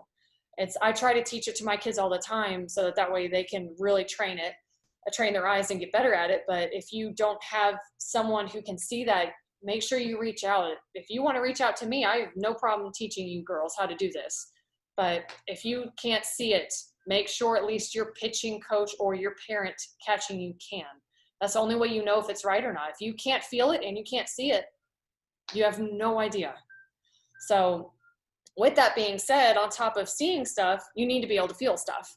So if you can see that your spin is not correct, but you can't feel what's going on, that's the next step. If you can see it, but you don't know how to fix it, we're kind of stuck. And vice versa. If you can't feel it, or if you can feel it but can't see it, you don't know when to fix it because you didn't see it was wrong. So hopefully you could at least feel, yes, my arm was not in the right position. I know I couldn't see it, but I know for a fact it wasn't right. So what I do with a lot of my girls, again, this is very advanced, but I started at a young age. I will have my kids pitch with their eyes closed and try to just feel if something felt off. And I'll ask them, okay, what do you think? And they may say, I don't know, but I think my hips were off. Yes, they were. And I'll kind of lead into, okay, do you think you twisted? Do you think you just got stuck? Was your timing off? Just something like that helps get them thinking and feeling on what should be going on with their body. And then eventually I get to the point that I tell my girls, okay, you're going to get on the mound, pitch with your eyes closed. You're going to keep them closed, and you're going to tell me exactly where that pitch went and why. So I'll have them close their eyes, throw a curveball, and they'll say, okay, that went high and left, like too far left. And I'll say, okay, why? I think I yanked it. And it'll get to the point that they can do it just about every single pitch. They will tell me, yes, that was good, or no, I missed here because of this. When you can do that, that's when you know you're on your way. You may not have everything ready to go, but you have every single toolbox that you need to be the best pitcher you can. The ultimate goal in my mind is to never need a pitching coach again, in the sense of you have every pitch, you have the right spin, you feel your body, and you know when you make a mistake, you know how to fix it. You'll always need someone to help you out, but if you can tell me after every single pitch, oh man, I know I missed like this because of this, and then boom, you fix it. Okay, I've done my job. Now you just need to get better at what you already have. I don't need to teach you anything else. You just now need to work on perfecting that, get stronger, get your accuracy down, little things like that. But you have every single tool, now get better at it. So I know Josh talked about this for a little bit. He went over his pitching routine. And that's one thing that you notice that there's off days, that girls get a rest. Despite what I was told growing up, you don't need to go out there and pitch 5 days a week full out to to be a good pitcher. I was told that you need to go out there at least 5 days a week, throw for an hour as hard as you can, boom, you'll be good. That's not what it takes. You need to make sure you have a game plan. Every single time you go out and practice, don't just go out there to throw because you know you need to. I tell my kids for the week, plan it out, kind of like what they were doing at Mississippi State. He showed you. Have a game plan. If you know your drop ball is your worst pitch, maybe have one day set aside that you're going to do these drills and you're going to stop after maybe a 45-minute workout, but you have said, I'm doing these 3 drills. Once I know that's good, okay, boom. I can either call it quits for the day, finish on something else for a couple minutes, or whatever your game plan is. If you know everything's looking good, you want 1 day of power, plan that out. You know exactly what you're going to do. Don't just go out there to pitch, go through all your pitches and say, okay, that was a good day. That was good enough. What did you work on? Did you work on hitting spots? Did you work on throwing harder? Anything like, no matter what you're doing, just, you've got to have a game plan. So in regards to outside of your private practice, when it comes to pitching instructors, I said it kind of like your catcher, make sure they're not cheerleaders. Don't have a pitching coach who's just sitting there telling you, oh, that looks great. Yeah, good job.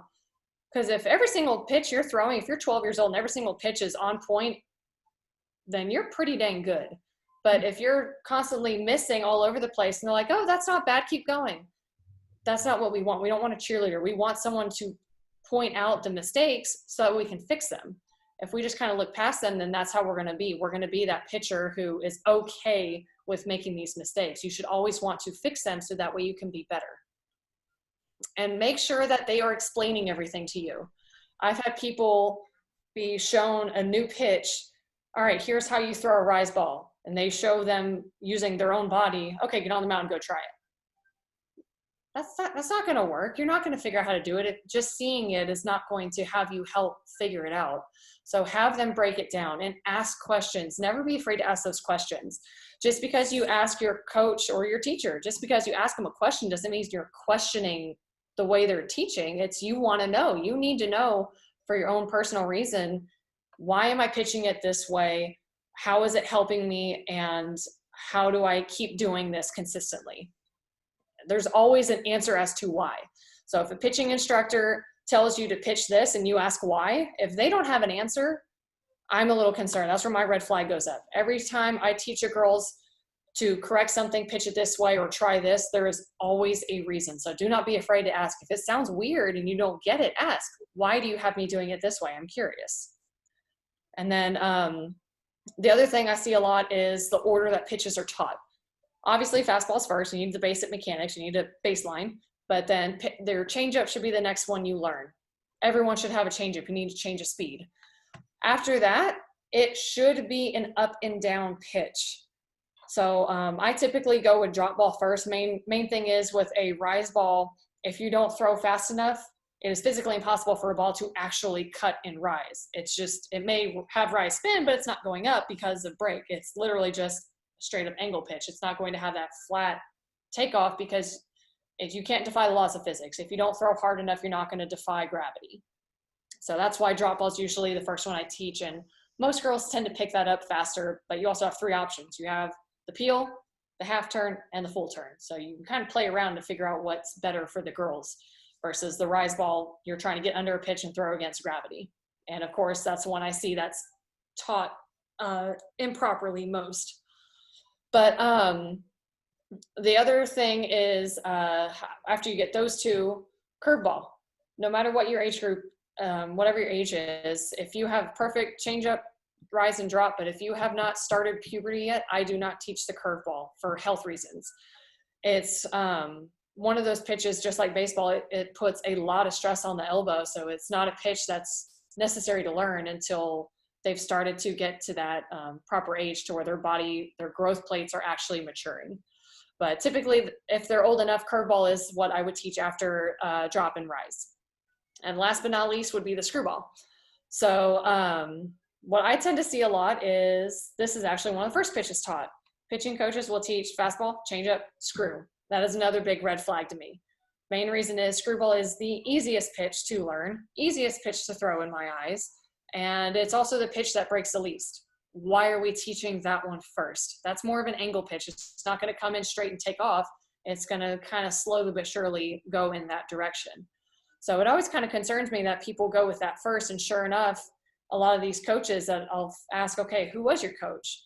And it comes to find out they either have never pitched before, or some of them didn't even get past high school. So I always kind of question, why are we teaching the easiest one first just because it's easy?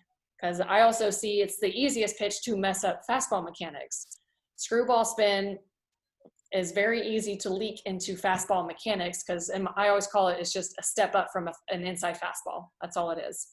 So just be weary of that. Don't let screwball be the main focus. If people say screwball's my best pitch, and another thing for me, I get a little concerned. It moves the least. Why is that your best pitch? It's easy. But like I said, just make sure that there's a nice order that you're going in. But no matter what the order is, make sure you understand the spin, you understand the body mechanics, but make sure you are mastering them before you move on.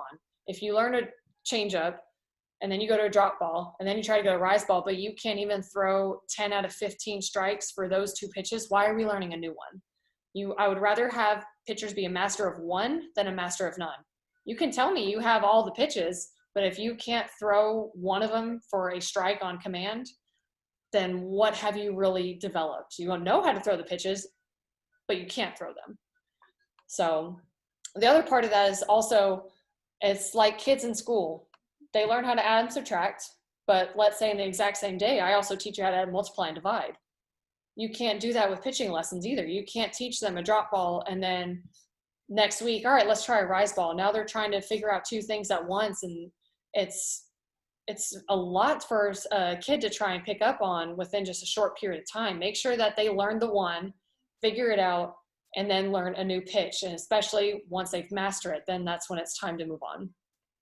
So other last bit on pitching coaches, make sure with kiddos that you're using your own common sense. If we know the legs are the strongest part of the body, but they're teaching you something that is taking the legs completely out of it, that's when you need to start having your little light bulb go off of, this doesn't sound right.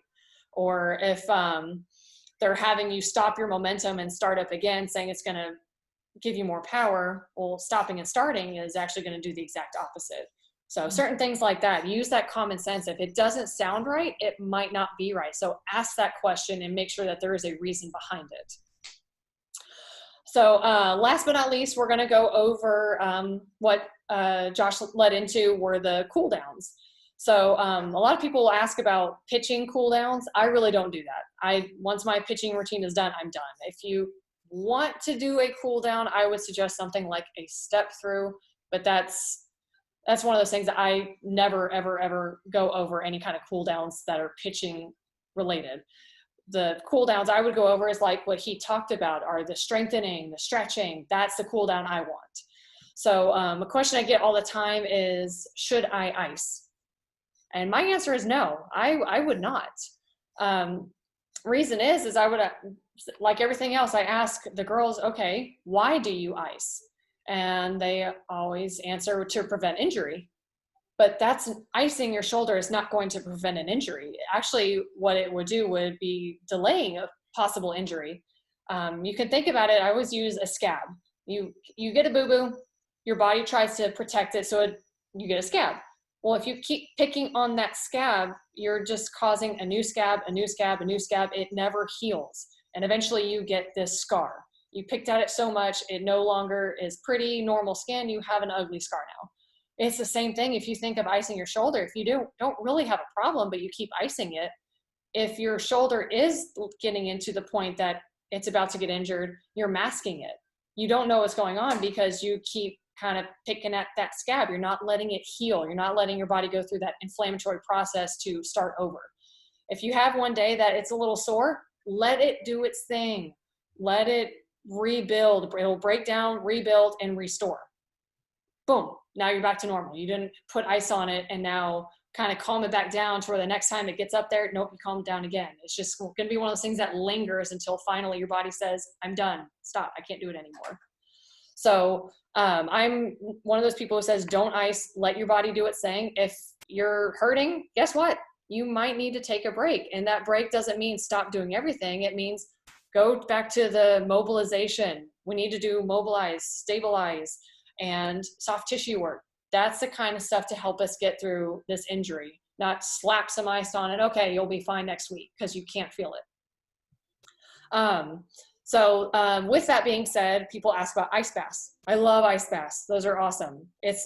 But that's not something to prevent injury. That's more of a recovery thing. If you had, in college, we had a long day of practice, we did a long workout, boom, now I'm going to go in the ice bath just because it's a good recovery for my body. I'm not trying to prevent any kind of injury.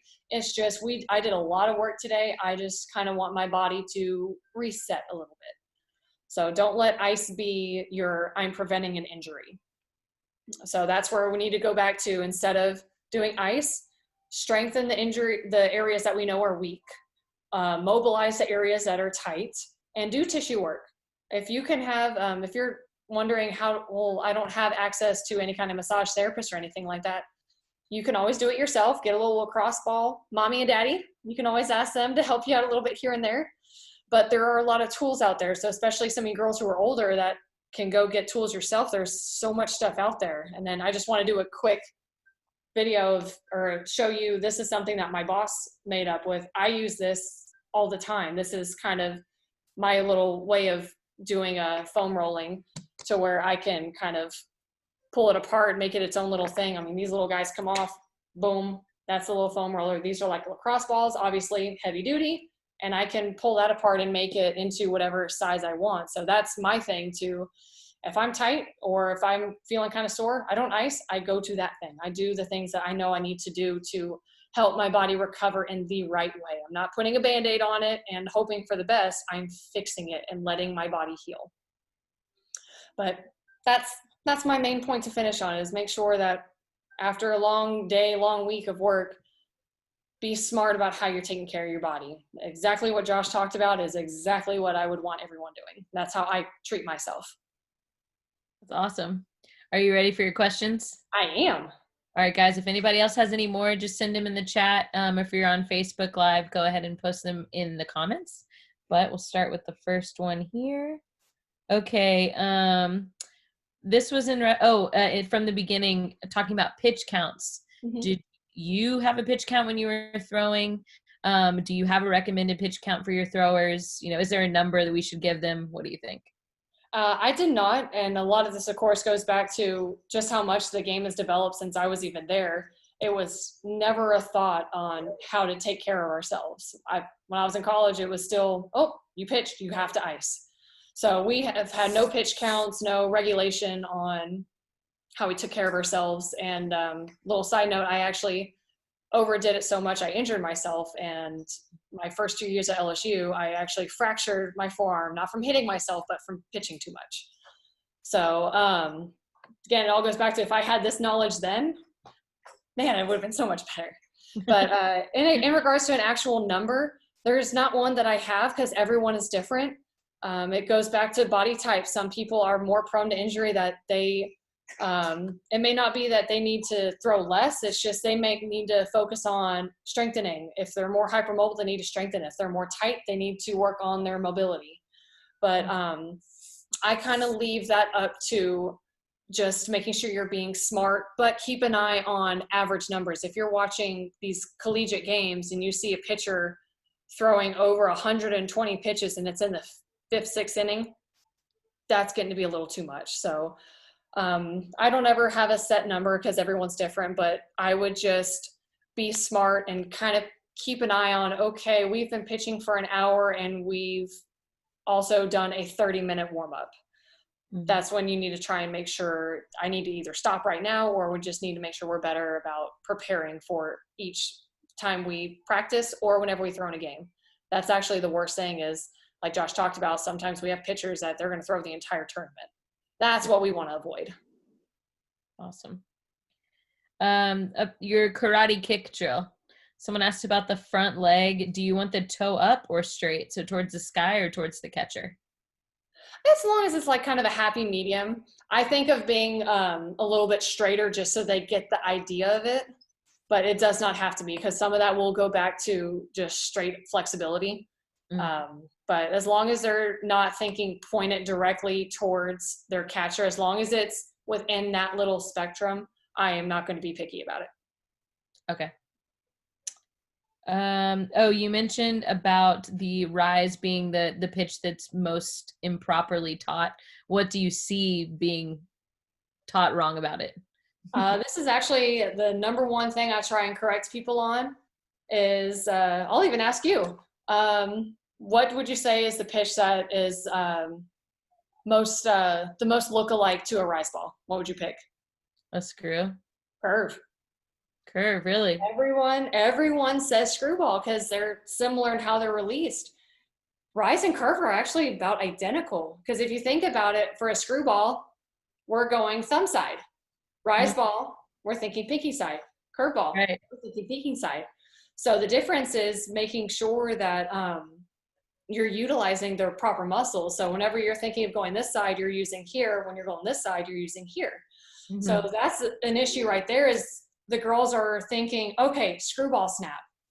Well, they're already setting themselves up for failure because screwball is going thumb direction, not pinky direction. But so that's number one. But the other thing is these girls will have perfect rise ball spin and drills, but then as soon as they go back, the issue is they're not staying under it long enough. I always tell the girls when you get to release point, you need to think of your palm is facing, for righties, your palm is facing third base. So if I'm pitching this way, whenever I'm down, my palm needs to be that way as I'm snapping. If it starts turning this way as I'm snapping, well, there comes screwball spin. Or worse, I have also seen fastball spin. So that's where a lot of this goes back to making sure that you can read your spin.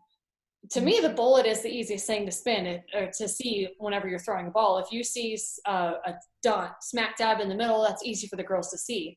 But the issue I see nowadays is not an accidental screwball for a rise.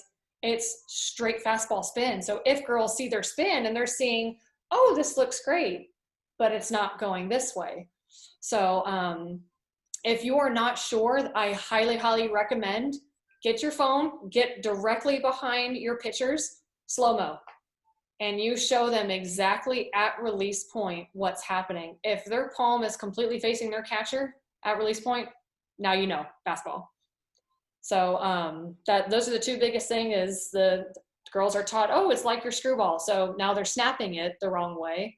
But then the other part of it is they don't release it at the right point to where their wrist is turning too soon and they have absolutely no chance of having a rise ball. I'm going to skip ahead to another question because it's related to what you're talking about and go back. Someone asked if you recommend them working with a spinner. Yes. Okay. That will be your best friend. That's the other thing is it is harder to throw than a softball, but if you can get that thing down, you can get down a regular softball.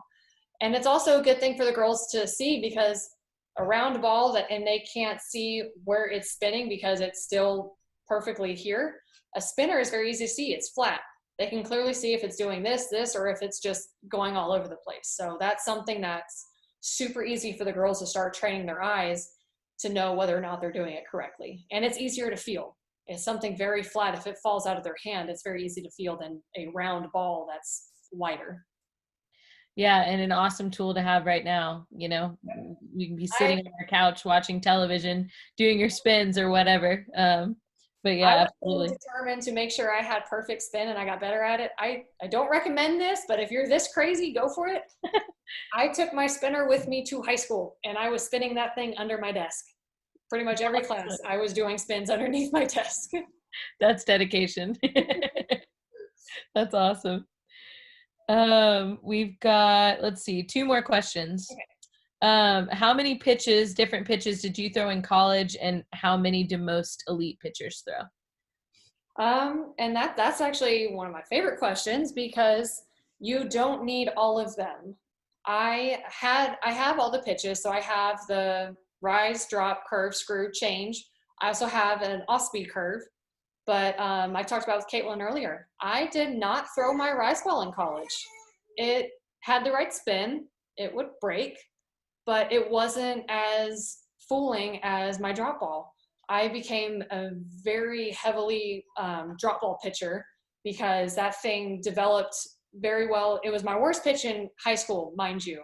I hated that pitch. It was horrible. So keep that in mind, girls. You may not have it when you're in high school, but that's where you get to grow as you continue your career. So I really developed that when I got to LSU, and it became one of my best weapons. And my rise ball just wasn't fooling people. They weren't really swinging at it. So I was like, well, instead of throwing a ball, I'm just going to always throw my drop ball that is a ball, but they swing at it. So there's one pitch I never used. And also my coach I had Yvette Girard for my first 3 years. She liked my off-speed curve so much that she didn't even throw my regular curve. She never called it. And then it wasn't until Beth Tarina came in my senior year, and she's like, why are we not throwing this? I'm like, well, I didn't need to. But it was another pitch that I got to add. So my senior year, I threw it again. But if you think about it, my first 3 years at LSU, I had screw, off-speed curve, drop, and a changeup. That was it. So I had 2 fast pitches and 2 slow pitches, and I made it just fine. So awesome. It depends on, as long as you can have 2 fast pitches and a changeup. If you have those 3 mastered, as long as one of them isn't up and down too, then that's really all you need. You don't need to have all of them to be a great pitcher.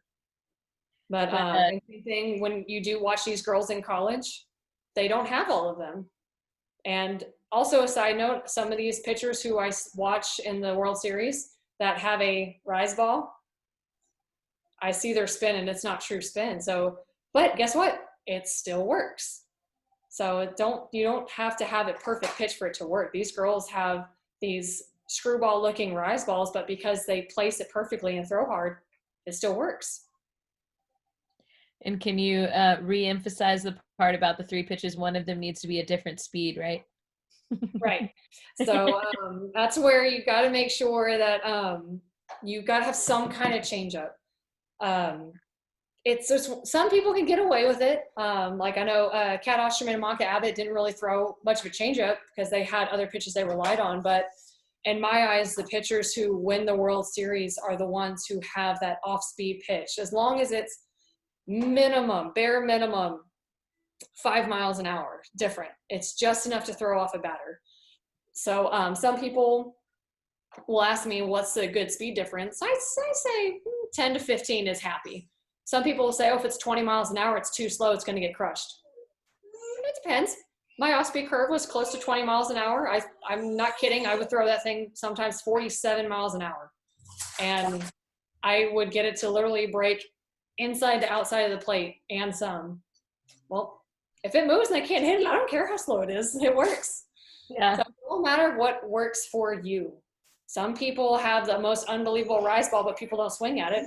Other people have the worst rise ball, but hey, it works. They happen to get people on it. It's all about the tools you have and mixing it all together. You don't have to have everything as long as you have a good idea of what's in your toolbox and you utilize your strengths. Awesome. Someone asked, what do you mean by mastering a pitch? So that's a good question. I like that. So to me, mastering a pitch it doesn't mean you can throw it perfect at all times. There's times that my off-speed curve, that was my bread and butter. If that thing wasn't working, I about had a heart attack. But it happens. I have that pitch mastered, but sometimes it happens. So to me, mastering a pitch is you have that spin, you know the body mechanics, and you can do it at pretty much any point in time. If on average, if you went out there and let's say you had four days during the week, you went out and pitched that pitch. If I ask you to hit that spot at least 70% of the time with good body mechanics, you've mastered it. That's how I look at it. It's not just hitting your spot. It's not having the right spin. It's you can have perfect spin, great accuracy and precision, and perfect body mechanics just about every single time. That to me is you have mastered it. Awesome. Yeah, I like that question too. I think a lot of times people think mastered, you have to be perfect, right? And a lot of you will never be perfect, even though I try. I have accepted that. It was tough, but you got it. Yes, finally figured it out. It's not going to happen. All right, we had one more question come in, and I'm going to take it because I like this kid. All right, so AK asks us, what's a good drill to work on to help keeping the glove side from pulling out? All right. So One of my favorites, this is where I like using barriers, but this goes off of making sure whatever barriers you use, they are soft, not going to hurt you, and will give. So what I like to do is with glove hand, you can always do the drills that I talked about to where you're breaking it down. So can you do K drill to where it's just coming straight down like a jumping jack? You're coming straight down and you know you've got it there. If you do a step through where you're going super slow, can you keep it straight just doing that? Because now you're doing full motion besides the push, but you're going slow enough that you're working on it. And then you can work on moving that into a walkthrough. So that's what I mean by doing just different drills at different paces. Can you do it with that versus trying to do it full speed? And if you can't do it there, boom, you have stuff to fall back on. But to practice at full speed, I like to put a barrier up, and that could be a pool noodle, something that you can stick straight up in the air and you just stick it inside of a cone, something like that. That way, if you smack it, you feel it. So it's reminding you, oops, I did it, I need to fix it. But also it's not going to hurt you. I've seen people in the past, pitch against a wall. Please don't do that. So the last thing we need is you smacking a concrete wall and now you're bruised or broken. And then same thing, people are like, a net. A net is great because it's soft. Nope, you're gonna get something caught. I've heard of people pitching, getting their finger stuck and they dislocate. So just make sure it's nothing you're gonna get stuck on, nothing that's gonna be hard and hurt you or cause injury, as long as it's something soft, but it's a little mental reminder. You feel it, oops, I did it, okay, next time I'm gonna fix it. Awesome. All right, I think, Brittany, we've taken up enough of your time last week and this week. So thank you so much for everything. Do you want to give people your email or anything in case they have any other questions? Sure, I have no problem with that. All right, so if y'all are ready, it's Brittany, Brittany dash the hyphen, not the underscore, hyphen, Mack, Mack, at sbcglobal.net. It's an oldie. Yeah, we got to get you a Blaze email soon. I know. Okay, awesome. Brittany, that was great. I learned some new stuff too. So thank you so much for joining us again. No problem. I had fun. Yeah. Thank you, Brittany. Have a great night. And thank you, everybody. Thank you guys for attending. Really appreciate it. Yeah. If you guys need anything from us, you got Brittany's email. You can also email me, ccain@texasblaze.org. Thank you guys for being here. We'll be back next week with some more webinars.